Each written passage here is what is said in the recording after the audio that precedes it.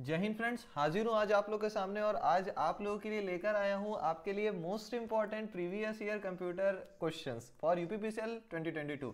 यानी जो अभी यूपीपीसीएल की वैकेंसी निकली है लेटेस्ट 2022 में, उसके लिए आज से हम लोग ये सीरीज स्टार्ट कर रहे हैं। जैसा कि आप लोग देख सकते हैं ये एक सीरीज है और उसका ये पार्ट फर्स्ट है। ठीक है, तो ये हमारा क्या है, पार्ट फर्स्ट है। और वो भी यहाँ पर आज जितने भी क्वेश्चन हमको देखने वाले हैं उसके बारे में हम आपको दो इंफॉर्मेशन देना चाहेंगे। सबसे पहले तो जैसा कि हम लोग अब मेरी जो पुरानी पूरी सीरीज चली थी जो कि यूपीआरवीएनएल के लिए थी, उसमें भी मैंने गारंटीड बोला था और इसमें भी बोल रहा हूं कि भाई लोग यहां पर जो हम लोग क्वेश्चंस देंगे वो 100% गारंटीड होंगे। और मतलब ये नहीं कि exact same question, but with in that criteria only you will see all the questions on your paper. ठीक है, यानी यहां पर जितना भी हम लोग बढ़ाएंगे ना, उसी के दायरे के अंदर आपको सारे के सारे आपके क्वेश्चंस देखने को मिलेंगे। कहां पर? यूपीपीसीएल का जो पेपर होने वाला है अभी, उसके में आपको पूरे के पूरे वही देखने को मिलेंगे। ठीक है, तो चलो फिर अभी देखो यहां पर आज जो हम लोग सीरीज स्टार्ट कर रहे हैं, हमारा फर्स्ट पार्ट है एज आई सेड। तो अब देखो ये क्या है, मिसलेनियस है जो कि ओ लेवल बेस्ड होगी। यानी कि यहां पर अभी हम लोग जितने भी क्वेश्चंस देखेंगे वो सारे के सारे पहली तो क्या होगी, प्रीवियस ईयर क्वेश्चंस होंगे, एज वेल एज वो सारे के सारे ओ लेवल बेस्ड होंगे। देखो पेपर में मैंने आपको मेरी जो उसमें एक मैंने इससे पहले वीडियो अपलोड करी थी जिसमें मैंने आपको सब कुछ बता रखा है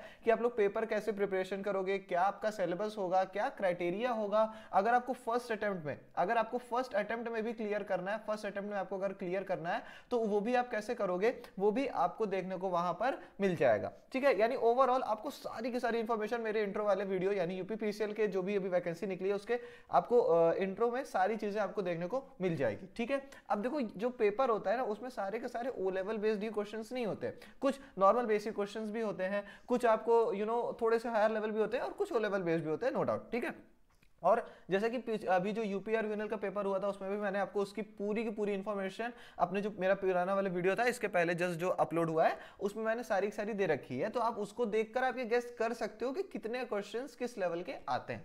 ठीक है, तो चलो बिना टाइम गवाए हुए आज की अपनी वीडियो को स्टार्ट करते हैं जो कि है यूपीपीसीएल 2022 की लेटेस्ट वैकेंसी के लिए। ठीक, तो चलो अपने फर्स्ट क्वेश्चंस की तरफ चलते हैं। अब देखो यहां पर हम आप लोगों को ना क्वेश्चंस के साथ साथ उसके आंसर के साथ उस मतलब थोड़ी सी एक्सप्लेनेशन भी देंगे ताकि आपको आंसर एकदम दिमाग पे बैठ जाए। ठीक है, इस चीज के लिए हम आपको एक्सप्लेनेशन भी देंगे। फिलहाल अभी अपने फर्स्ट क्वेश्चन की तरफ चलते हैं। हमारा फर्स्ट क्वेश्चन क्या है, अ कंप्यूटर बूट यानी स्टार्ट। देखो भी इसका मतलब बताता हूं, a computer boot if it doesn't have. देखो यहां पर क्या कह रहा है कि अगर हमारे जो कंप्यूटर है, अगर हमारा जो कंप्यूटर है उसको अगर स्टार्ट होना है। ठीक है, देखो बूट का मतलब क्या होता है, स्टार्ट होता है। ये पेपर में नहीं लिखा होगा लेकिन मैंने आपकी फैसिलिटी के लिए लिख दिया कि यार बूट अगर लिख करके आता है तो वहां पर उसका मतलब क्या होता है, स्टार्ट। ठीक, तो a computer start if it doesn't have, मतलब अ कंप्यूटर स्टार्ट नहीं होगा अगर उसके पास नहीं होगा क्या। यानी अगर एक तरह से इसको दूसरे शब्दों में समझें तो कंप्यूटर को स्टार्ट होने के लिए मेनली किस चीज की जरूरत होती है, तो किसकी जरूरत होती है? Option A loader, option B compiler, option C operating system या फिर option D none of the above. तो इसका करेक्ट आंसर क्या होगा भाई लोग? इसका करेक्ट आंसर हमारे लिए हो जाएगा OS, that is operating system. Operating system का शॉर्ट फॉर्म क्या होता है? ओएस होता है। ठीक है, ओएस का फुल फॉर्म ऑपरेटिंग सिस्टम। ठीक है, तो अगर उसके पास ऑपरेटिंग सिस्टम नहीं होगा तो कंप्यूटर कैसे स्टार्ट होगा, है ना? समझ रहे हो बात को? चलो आगे आगे बढ़ते हैं। अभी चलो इसके पहले चलते हैं इसके एक्सप्लेनेशन की तरफ। देखो एक्सप्लेनेशन क्या है इसका, loader compiler and interpreter are same. यानी देखो यहां पर जो ऑप्शन दिया था loader, compiler as well as जो अभी एक ऑप्शन मैंने एक चीज और ऐड करी interpreter, are same as they convert language from HLL to LLL to और वाइस वर्सा। देखो अब ये क्या कह रहा है, इसको समझना क्या कह रहा है। ये कह रहा है कि जो हमारे ऑप्शंस में दिया हुआ था ना, कहा गया जो हमारे ऑप्शन में दिया गया था लोडर और कंपाइलर, तो जो लोडर और compiler as well as interpreter ये जो होते हैं ये एकदम सेम होते हैं। ठीक है, ये क्या होते हैं? सेम होते हैं एज दे कन्वर्ट, जैसे कि ये क्या कन्वर्ट करते हैं, high level language to low level language और वाइस वर्सा। यानी लो लेवल लैंग्वेज को हाई लेवल लैंग्वेज में भी कौन कन्वर्ट करता है? Loader, compiler and interpreter. ठीक है, इतना समझ में आ गया। लोडर, कंपाइलर और इंटरप्रेटर का काम क्या होता है, ये लोग कन्वर्ट करते हैं किसी भी प्रोग्राम को, प्रोग्राम की लैंग्वेज को किसमें, high level to low level as well as low level to high level. ठीक है, अब देखो हमारा करेक्ट आंसर क्या था, OS that is operating system. ठीक है, अब देखो ऑपरेटिंग सिस्टम के एग्जांपल समझ लो। एग्जांपल से पहले हम ये समझ लेते हैं कि ऑपरेटिंग सिस्टम होता क्या है। ठीक है, देखो ये हमारा होता है कंप्यूटर, कहाँ है, ये हमारा है कंप्यूटर। ठीक है, और ये हम है ह्यूमंस, ठीक है, ये स्क्वायर और सर्कल से समझ लेना, ठीक है। देखो ये हमारा कंप्यूटर है, ये हमारा ह्यूमंस है, ठीक। अब देखो कंप्यूटर और ह्यूमंस के बीच में एक कह सकते हैं इंटरफेस आता है, ठीक है। एक इंटरफेस आता है जिसकी मदद से, ये यहाँ पर एक इंटरफेस हमने लगा दिया जिसकी मदद से हम इसकी लैंग्वेज को समझते हैं और ये हमारी लैंग्वेज को समझता है, ठीक है। तो ये जो इंटरफेस का काम करता है, ये कौन करता है? Operating system. ये कौन करता है? Operating system. आप लोग ऑपरेटिंग सिस्टम पर ये एक वर्ड आप जरूर पाओगे, इंटरफेस बिटवीन कंप्यूटर सिस्टम और whatever they called, interface between this and this, ठीक है। तो उसमें से एक हम होते हैं, एक सामने कंप्यूटर होता है, ठीक है। तो ये चीज को ध्यान पर रखना। अब उसके बाद देखो क्या कह रहा है, examples of operating system. Example of operating system क्या है? विंडो। देखो अब मतलब क्या क्या होते हैं, ठीक है। विंडो ऑल वर्जन्स, यानी विंडो के जितने भी वर्जन है 7, 8, 9, 2013, 14, ठीक है, जितना भी बिजनेस, प्रोफेशनल, जितना भी आता है वो सारा का सारा क्या हो जाएगा? वो हमारा क्या है? ऑपरेटिंग सिस्टम है। और भी तरह के होते हैं operating system, that is Linux, Unix, Ubuntu, ठीक है। ये जितने, ये क्या है? ये सारे के सारे हैं ऑपरेटिंग सिस्टम, ठीक है। अब वो बात अलग है कि ऑपरेटिंग सिस्टम को अलग अलग क्लैरिफिकेशन में बांटा गया है, ठीक है। तो इतनी चीजें ध्यान में रखना, ठीक। अब चलो आगे बढ़ते हैं अपने सेकंड क्वेश्चन की तरफ। सेकंड क्वेश्चन क्या कह रहा है हमसे? Default page orientation of Excel is. अब देखो एक्सेल यहाँ पर देखो, मैंने अपनी इंट्रो वाली वीडियो में, मैं फिर से इंट्रोड्यूस करूंगा इसको, मैंने अपनी इंट्रो वाली वीडियो में बोला था कि भाई जो हमारा एमएस एक्सेल ये होता है ना, ये बहुत ज्यादा इंपॉर्टेंट है। एमएस एक्सेल हमारे लिए बहुत इंपॉर्टेंट है, इससे बहुत क्वेश्चन पूछते हैं। लास्ट ईयर यूपीआरवीएनएल में आए थे क्वेश्चन, ठीक है। यूपीआरवीएनएल में मेनली किससे क्वेश्चन आए थे? एमएस एक्सेल से क्वेश्चन आए थे, ठीक है। इसको ध्यान में रखना है हमें। और उसके बाद देखो आज का भी देखो जो क्वेश्चन आया एमएस एक्सेल का क्वेश्चन है, इसमें देखो क्या पूछा है कि जो ओरिएंटेशन दैट इज, जैसे देखो हमारी जो एक्सेल शीट होती है ऐसा ऐसा करके होती है, कुछ ऐसा ऐसा ऐसा ऐसा, यहाँ पर एड्रेस बार होता है, वगैरह वगैरह चीजें होती हैं, ठीक है। तो देखो अब इसमें क्या कह रहा है कि इसका जो ओरिएंटेशन है, यानी ये ऐसे है या ऐसे है, ठीक है। मतलब कि ओरिएंटेशन इसका क्या है, ठीक है। अब क्या है हमारा ऑप्शन ए, देखो क्या है, हॉरिजॉन्टल, लैंडस्केप, पोर्ट्रेट या फिर D, none of the above, ठीक है। तो इसका करेक्ट आंसर क्या हो जाएगा? इसका करेक्ट आंसर क्या होगा? इसका करेक्ट आंसर होगा पोर्ट्रेट, ठीक है। पोर्ट्रेट। देखो लैंडस्केप का मतलब क्या होता है? लैंड से जुड़ा हुआ, ठीक है, यानी जमीन से जुड़ा हुआ कुछ ऐसा सा, ठीक है, ऐसा, इसको बोलते हैं लैंडस्केप, ठीक है। अब पोर्ट्रेट का मतलब देखो ये वाली शीट, ठीक है, जैसे ये अभी हमारे पास है, ठीक है। तो इसीलिए हम ये जो हमारा ओरिएंटेशन होता है एमएस एक्सेल का, वो क्या होता है? पोर्ट्रेट होता है। अब देखो यहाँ पर एक्सेल के बारे में एक एक्स्ट्रा नॉलेज ले लो। देखो अब जैसे मान लो हमारे पास, हम बहुत सारी फाइल्स दिन में डे अलॉन्ग हम लोग बहुत सारी फाइल्स बनाते हैं। हमने डॉक पे फाइल बना दी, हमने एक्सेल पे फाइल बना दी, हमें पावर पॉइंट पे फाइल बना दी, हमने ढेर सारी जगहों पे फाइल बना दी। अब हमें पता कैसे चलेगा कि वो जो फाइल है, जो भी हमारी जो हमने फाइल बनाई है, वो मतलब क्या है? पीपीटी है, एक्सेल शीट है, वर्ड का डॉक्यूमेंट है, व्हाटएवर, वो क्या है? और अगर हमें पता करना है तो उसके लिए हमको ना एक कंप्यूटर एक फैसिलिटी देता है, वो दैट इज कॉल्ड एक्सटेंशन, ठीक है। एक्सटेंशन होता है, उसे एक्सटेंशन बोलते हैं। अब देखो एक्सटेंशन का काम क्या होता है? एक्सटेंशन का काम क्या होता है? वो हर एक फाइल का, यानी हर एक प्रोग्राम का एक अलग से आपके फाइल के लास्ट नेम पे आपको दे देगा। मान लो हमने राजू नाम से एक फाइल बनाई, एक हमने राजू नाम से डॉक्यूमेंट बनाया, एमएस वर्ड पर डॉक्यूमेंट बनाया। अब देखो राजू नाम से जो हम डॉक बनाएंगे ना, तो उसके लास्ट में वो ऐसा सा कुछ दे देगा, .docx, ठीक है। तो ये जो .docx है, ये हमें डिनोट कर देगा कि यार ये जो फाइल है, ये किसकी फाइल है? एमएस वर्ड की, ठीक है। अब मान लो वहीं पे हमने मान लो एक्सेल पे कोई फाइल बना दी, ये हमारा एक्सेल है, इसकी हमने कोई फाइल बना दी, इसको हमने क्या नाम दे दिया? हमने इसको मान लो रमेश नाम दे दिया, इसको हमने क्या नाम दे दिया? रमेश नाम दे दिया। अब ये जो रमेश नाम है, इसको अगर हम लोग क्या कर देंगे, ये भी अगर इसमें docx लग गया तो ये क्या हो जाएगी? एमएस वर्ड की फाइल हो जाएगी। लेकिन वहीं पर हमने रमेश नाम से फाइल बनाया, ठीक है, और वो हमारी एक्सेल शीट की फाइल थी, तो यहां पर लास्ट में क्या लग जाएगा? .xlsx, ठीक है। इसका मतलब क्या हो जाएगा? ये जो डॉट लास्ट में जो लगा है, ये इसमें लगा है, इसमें लगा है, इसमें लगा है, ये सारी चीजें क्या डिनोट कर रही है कि ये कहाँ की फाइल है। अब जैसे इसमें .xlsx लग गया, दैट मीन्स कि ये जो फाइल है, ये जो रमेश नाम की जो हमने फाइल बनाई है, ये किस नाम की, किस मतलब किस प्रोग्राम की फाइल है? ये हमारे एमएस एक्सेल की फाइल है, ठीक है। तो इस तरीके से हम चीजों को डिनोट करते हैं, अलग अलग चीजों को अलग अलग तरीके से डिनोट किया जाता है, ठीक है। चलो आगे बढ़ते फिलहाल अपने नेक्स्ट क्वेश्चन की तरफ। नेक्स्ट क्वेश्चन क्या है? Third question. देखो ये भी देखो एमएस एक्सेल का क्वेश्चन है ना, दिख गया हमें एमएस एक्सेल। एमएस एक्सेल भाई बहुत इंपॉर्टेंट है, मैंने अपने पिछली वीडियो में बताया था कि एमएस एक्सेल आपको पढ़ना ही पढ़ना है, ठीक है। Which formula is used to find the average of any 5 student record in MS Excel. देखो अब हमें यहाँ पर एवरेज निकालना है, ठीक है। एवरेज निकालना है किस पे? एमएस एक्सेल पे। अब देखो ये भी आप लोग को पता होगा कि हम लोग जो एमएस एक्सेल होता है उसको बेसिकली मैथमेटिकल कैलकुलेशन के लिए भी यूज करते हैं, ठीक है, मैथमेटिकल कैलकुलेशन हो गया, डाटा इंटरप्रिटेशन हो गया, और डीआई और डाटा को सेव करना हो गया, ये सारी चीजों के लिए हम लोग यूज करते हैं उसको। ठीक है, तो फिलहाल अभी यहाँ पर देखो तो एमएस एक्सेल हमें यूज करना है। एमएस एक्सेल किस चीज के लिए यूज करना है? एवरेज निकालना है। क्या निकालना है? एवरेज निकालना है 5 स्टूडेंट्स का। ठीक है, तो कौन सा फॉर्मूला लगाओगे? मिन, मैक्स, सम या फिर एवरेज? देखो मिन का मतलब मिनिमम, मैक्स वाला मैक्सिमम, सम का मतलब आप लोग जानते हो ऐड करना, और एवरेज का मतलब अभी आप लोगों को पता ही नहीं होगा। ठीक है, तो अब एवरेज निकालना है हमें। देखो इसका करेक्ट आंसर क्या हो जाएगा? डी एवरेज, क्योंकि ये ऑप्शन में भी दिया था, तो जरूरी नहीं है ऐसा पेपर में भी हो, वो आपसे इनडायरेक्टली पूछ सकता है। ठीक है, सो ओवरऑल यहां पर एवरेज हम निकालेंगे, तो एवरेज ही इसका करेक्ट आंसर हो जाएगा। ठीक है, चलो आगे बढ़ते हैं अपने फोर्थ क्वेश्चन की तरफ। फोर्थ क्वेश्चन क्या बोल रहा है? Which command will you use to convert the columns of data into row?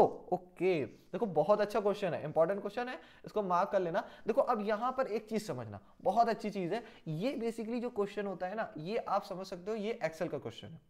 Main जो इसका पर्पस है, जो मेन इसका गोल है, जो मेन इसका ऑब्जेक्टिव है, जिसे हम लोग बोलते हैं कि वो आपसे नॉलेज एक्सेल की लेना चाहता है। ठीक है, कि which command will you use to convert the columns of data into row, यानी कोई डेटा है, उसके जो कॉलम्स हैं, आपको कॉलम्स को रो में कन्वर्ट करना है। ठीक है, तो आप कैसे करोगे, किस चीज का यूज करोगे? Option A edit, then paste special, then transpose, और कट एंड पेस्ट, और C both A and B, या फिर D none of the above. तो इसका करेक्ट आंसर क्या हो जाएगा? किस चीज का आप लोग यूज करोगे? So I think you will got that we are going to use the option first, that is edit, then paste special, then transpose. ठीक है, तो क्योंकि देखो यार यहां पर कॉमन सेंस भी लगाया जा सकता था। देखो बोथ ए एंड बी तो होगा नहीं, एलिमिनेशन सीखो, बोथ एंड भी होगा नहीं, नन ऑफ द अबव होगा नहीं। ठीक है, कट एंड पेस्ट, देखो नन ऑफ द अबव ऐसा नहीं कहता कि किसी में नहीं होगा, लेकिन बहुत रेयर केसेस में ये हमको मिलता है, जो कि करेक्ट होता है। ठीक है, कट एंड पेस्ट तो नॉर्मल वाला हो गया, यहाँ पर हमें कुछ और कलाकारी करनी है। ठीक है, तो वो इसलिए जैसे हमारा जो करेक्ट आंसर होगा वो क्या होगा? Edit, then paste special, then transpose. ठीक है, तो ये हमारा करेक्ट आंसर हो जाएगा। चलो आगे बढ़ते हैं, इसको फिफ्थ क्वेश्चन की तरफ चलते हैं। Oh my God, full form भाई, मैं अभी जब आपको लास्ट में प्रिपरेशन करा रहा था UPRVUNL की, ठीक है, इस पे मैंने बोला था कि यार फुल फॉर्म बहुत इंपॉर्टेंट होते हैं। बेसिक फुल फॉर्म पूछ लेता है आपसे, और डेली यूज की फुल फॉर्म पूछ लेता है, USB हो गया, PDF हो गया, है ना, इन सारी चीजों के फुल फॉर्म पूछ लेता है, और हमें नहीं पता होता, वहां पर बहुत दुख होता है। ठीक है, बहुत दुख होता है यार, अगर इसके बारे में जान लिया होता तो हो जाता, उसके बारे में जान लिया होता तो हो जाता। तो इसी वजह से अभी अपन ये लोग डाउट ही नहीं रखेगा, अपन पूरा का पूरा पढ़ेगा। ठीक है, क्या करेगा? पूरा का पूरा पढ़ेगा। ठीक है, चलो आगे बढ़ते। अभी देखो क्या पूछ रहा है, USB का फुल फॉर्म पूछ रहा है। तो देखो ए यूनिफॉर्म रिसोर्स बेयरर, ठीक है, B unidentified reconnection band, C universal serial bus, या फिर D none of the above. देखो सबसे पहले इसको मतलब कोशिश क्या करो कि ये ऑप्शन आपको चूज ना करना पड़े। Option D none of the above बहुत रेयर होता है। ठीक है, बहुत रेयर होता है option D none of the above. अब देखो फिलहाल क्या बोल रहा है, uniform resource barrier, unidentified reconnection band, या फिर यूनिवर्सल सीरियल बस। अब इन तीन में से कोई एक होगा। ठीक है, तो इसका करेक्ट आंसर क्या होगा? इसका करेक्ट आंसर भाई लोग सभी लोग जानते हो इसका, भाई क्या ही बोलना है इसका, यूनिफॉर्म यूनिवर्सल सीरियल बस। इसका करेक्ट आंसर क्या है? Universal serial bus, that is option C, इसका करेक्ट आंसर है। यूएसबी का फुल फॉर्म क्या होता है? यूनिवर्सल सीरियल बस। देखो कॉपी किताब लेकर बैठा करो, और देखो यहाँ पर देखो एक एक्सप्लेनेशन भी है, कॉपी किताब लेकर बैठा करो, और जो भी क्वेश्चन इंपॉर्टेंट लगे उसको नोट डाउन कर लिया करो, बहुत इंपॉर्टेंट क्वेश्चंस होते हैं यहाँ के। ठीक है, चलो फिलहाल अभी देखते हैं यूएसबी क्या है। USB is used to transpose the data. Okay, अभी आप लोग बहुत ज्यादा जो लोग कंप्यूटर यूज करते होंगे वो जानते भी होंगे कि यूएसबी जो होता है वो transpose of the data, that means कि हम यूएसबी के थ्रू किसी भी डेटा को ट्रांसफर कर सकते हैं फ्रॉम अवर मोबाइल, और from our mobile to the computer, as well as from computer to the mobile, ठीक है, तो मतलब हम इधर से उधर, उधर से इधर दोनों चीज कर सकते हैं। सीधी सी बात ही कहें तो इधर से उधर दोनों चीजें हम कर सकते हैं। किसकी मदद से? यूएसबी की मदद से भी। ठीक है, चलो आगे बढ़ते हैं सिक्स्थ क्वेश्चन की तरफ। What is the full form of SQL? What is the full form of SQL? अब कुछ लोगों की नजर तुरंत यहाँ गई होगी कि यार यहाँ आंसर लिखा होगा, तो फिलहाल यहाँ पर आंसर नहीं लिखा हुआ है, एसक्यूएल क्या लिखा हुआ है अभी वो उसकी बात बाद में करेंगे। ठीक है, फिलहाल यहाँ पर देखो फिर से फुल फॉर्म पूछ लिया। देखो जो मैं बोलता हूँ ना उसको सीरियस लिया करो, फुल फॉर्म इंपॉर्टेंट होते हैं, और एमएस एक्सेल आपका इंपॉर्टेंट है। एमएस एक्सेल का पूरा माइक्रोसॉफ्ट जितना है ना, माइक्रोसॉफ्ट ऑफिस, ये पूरा का पूरा इंपॉर्टेंट है। ठीक है, तो इसको थोड़ा सीरियस लिया करो और अच्छे से पढ़ाई करो। ठीक है, चलो फिलहाल देखो यहाँ पर क्या बोल रहा है कि एसक्यूएल का फुल फॉर्म क्या होता है। एसक्यूएल का फुल फॉर्म क्या होता है? Option A serial quality language, option B structure query language, option C sequence query language, या फिर option D Washington DC USA. यार ये क्या था? एसक्यूएल में वॉशिंगटन डीसी यूएसए, ठीक है। चलो कोई बात नहीं, मिसमैच हो गया होगा थोड़ा सा, ठीक है। चलो इसको फिलहाल काट देते हैं, ठीक है, क्योंकि ये तो भाई होगा ही नहीं, ठीक है। तो चलो अभी फिलहाल देखो क्या होगा, इसका करेक्ट आंसर क्या हो जाएगा, यानी कि हमारा जो एसक्यूएल है इसका फुल फॉर्म क्या होगा, एसक्यूएल का फुल फॉर्म क्या होगा, दो हमारा जो आंसर होगा वो होगा ऑप्शन नंबर कौन सा होगा, 6 होगा, बी होगा कि सी होगा, बताओ जल्दी से क्या होगा, स्ट्रक्चर क्वेरी लैंग्वेज या फिर सीक्वेंस क्वेरी लैंग्वेज। बहुत इसमें कंफ्यूजन होता है, इसीलिए भाई लोग मैं बोलता हूँ अच्छे से प्रिपेयर किया करो। इसका करेक्ट आंसर होगा option B, that is structure query language. SQL एक लैंग्वेज होती है, देखो नीचे लिखा हुआ है, नीचे देखो ये क्या लिखा है, SQL is a high level language, ठीक है, SQL is a high level language, ये एक हाई लेवल लैंग्वेज है और इसका फुल फॉर्म क्या है, स्ट्रक्चर क्वेरी लैंग्वेज। एसक्यूएल का full form structure query language, ठीक है। चलो आगे बढ़ते हैं अपने 7th क्वेश्चन की तरफ। 7th क्वेश्चन क्या बोल रहा है, फुल फॉर्म ऑफ आरटीएसपी। यार फुल फॉर्म देखो बार बार आ रहे हैं, फुल फॉर्म प्रिपेयर करके जाना भाइयों और बहनों,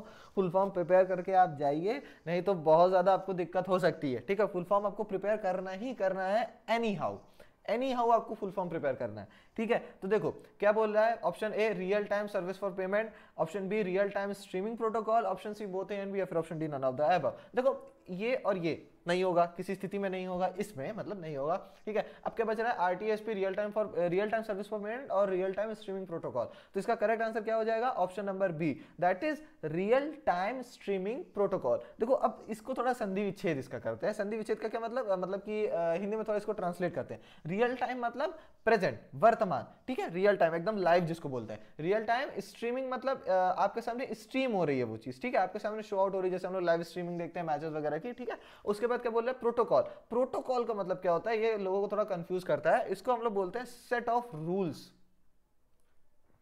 प्रोटोकॉल का मतलब क्या होता है, सेट ऑफ रूल्स। प्रोटोकॉल का मतलब सेट ऑफ रूल्स, याद रखना इस चीज को। तो ये क्या है, आरटीएसपी को full form real time streaming protocol, ठीक है। तो यानी रियल टाइम स्ट्रीमिंग के जो रूल्स होते हैं, जो प्रोटोकॉल्स होते हैं, उनको हम लोग एक तरह में एक यू नो शॉर्ट फॉर्म में बोलना है तो उसे हम किस चीज से डिनोट करेंगे, आरटीएसपी से डिनोट करेंगे। किससे डिनोट करेंगे, आरटीएसपी से, ठीक है। अब इसके बाद आगे बढ़ते हैं। अब देखो क्या बोल रहा है, एग्जांपल्स ऑफ प्रोटोकॉल, ठीक है। एग्जांपल्स ऑफ प्रोटोकॉल्स क्या है, HTTP hypertext transfer protocol, FTP file transfer protocol, ठीक है। तो ये सारे अलग अलग प्रोटोकॉल्स होते हैं और एक्सेट्रा और भी सारे बहुत सारे प्रोटोकॉल्स होते हैं यार, है ना। तो ये कंप्यूटर है, बहुत ब्रॉड है। फिलहाल अभी यहां पर देखते हैं, तो आरटीएसपी का फुल फॉर्म क्या होता है, रियल टाइम स्ट्रीमिंग प्रोटोकॉल, याद रखना इस चीज को, ठीक है। चलो आगे बढ़ते हैं अपने 8th क्वेश्चन की तरफ। ओहो देखो क्या बहुत अच्छा क्वेश्चन यार, फुल फॉर्म ऑफ पीडीएफ। देखो इसके पीडीएफ के बारे में आपको बताता हूं, आप मैं ऐसा नहीं है किसी टीचर का निरादर कर रहे हो कुछ ऐसा, बट फिर भी आपको अगर किसी से थोड़ा नॉलेज लेनी हो या जानना हो कि क्या सीन है इसका, तो आप यू नो पीडीएफ का फुल फॉर्म पूछ लो, क्योंकि पीडीएफ तो हम लोग करते रहते हैं, बट किसी को पीडीएफ का फुल फॉर्म नहीं पता होता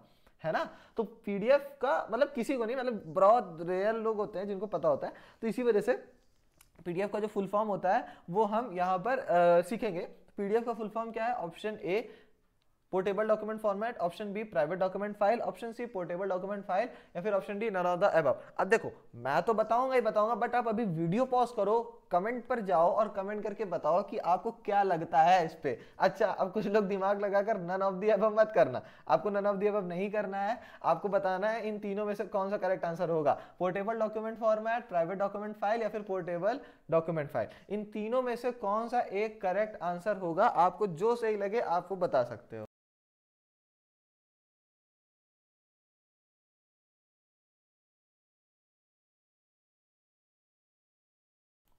चलो उम्मीद करता हूं आप लोगों ने अभी तक बता दिया होगा, ठीक है। यहां पर देखो अब portable document format, private document file, या फिर पोर्टेबल डॉक्यूमेंट फाइल, जो भी आपको सही लगा हो आपने बताया होगा, उम्मीद करता हूं। अब फिलहाल मेरी बारी है, मैं आपको बताता हूं इसका जो करेक्ट फुल फॉर्म होगा वो होगा option number A, that is portable document format. PDF का फुल फॉर्म क्या होगा, पोर्टेबल डॉक्यूमेंट फॉर्मेट। अब देखो क्या बोल रहा है, थोड़ा सा एक्सप्लेनेशन इसके बारे में सुनते हैं। PDF form through scanners. अब देखो पीडीएफ किसकी मदद से फॉर्म होता है, स्कैनर के थ्रू। देखो स्कैनर क्या होता है, अब देखो ये भी बता देता हूं आपको। स्कैनर एक तरह का इनपुट डिवाइस होता है, सबसे पहले तो ये जान लो।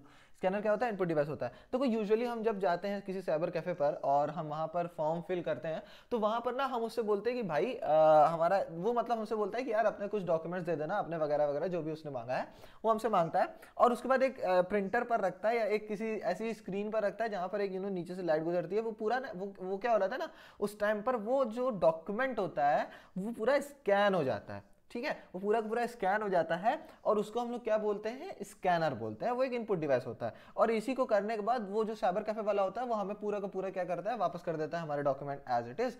ठीक है, तो इसी वजह से हम उसको क्या बोलते हैं, स्कैनर। तो पीडीएफ क्या होता है, वो भी स्कैनर्स के थ्रू ही फॉर्म होता है। ठीक है, PDF form through scanners. It is an input device. देखो ये देखो इनपुट डिवाइस होता है कौन, स्कैनर। ठीक है, it can save document through two ways. अब देखो यहाँ पर एक चीज याद रखना कि जो पीडीएफ होता है, सॉरी मतलब जो स्कैनर होता है वो क्या करता है, दो तरीके से हमारे डॉक्यूमेंट को सेव करता है, दैट इज डॉक्यूमेंट फॉर्म और JPEG and image format form.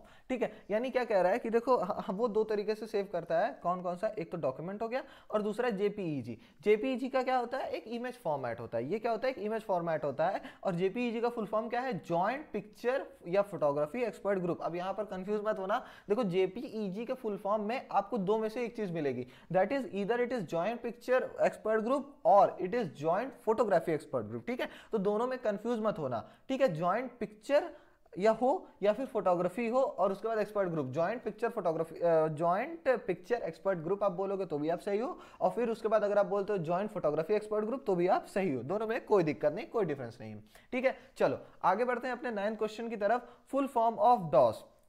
बहुत अच्छी बात है। देखो यार ये बेसिक्स है, ये मैं नहीं बताऊंगा, ये आप लोग का होमवर्क है, इसको आप लोग होमवर्क पे करो। होमवर्क मतलब ये नहीं कि आप घर पर जाकर के सॉल्व करो अगर आप कहीं बाहर हो, ऐसा नहीं है। आप कमेंट पर करो, कमेंट सेक्शन पर जाओ। आपको नहीं आता है तो आप बताओ, तो मैं बता दूंगा या फिर अपने नेक्स्ट वीडियो में बता दूंगा, जो भी आप बोलोगे। और आता है तो इसको प्लीज कमेंट करके बताओ कि कौन सा करेक्ट होगा। A data operating system, option B disk operating system, या फिर option C both A and B, या फिर option D none of the above. अब देखो बोथ ए एंड बी वाला मैंने बोला था ना, ये सब में मना नहीं होता, लेकिन किसी किसी में मना होता है। देखो अभी ऊपर हम लोगों ने क्या सीखा, JPEG का फुल फॉर्म ने सीखा। तो देखो यहां पर जो P था वो एक तो था फोटो, है ना, और दूसरा क्या था, फोटोग्राफी। ठीक है, अब देखो हो सकता है कभी कभी आपको कंफ्यूज करने के लिए आपको क्या दे देगा, वो जेपीईजी यहां पर डाल देगा। ठीक है, डॉस की जगह क्या डाल देगा, जेपीईजी डाल दिया, और ए में दे दिया आपको फोटो, मतलब आगे पीछे का पूरा सेम, और फोटो दे दिया, और बी में क्या दे दिया, फोटोग्राफी दे दिया। अब वहां पर आपको क्या करना होगा, वहां पर आप टिक करोगे बोथ ए एंड बी।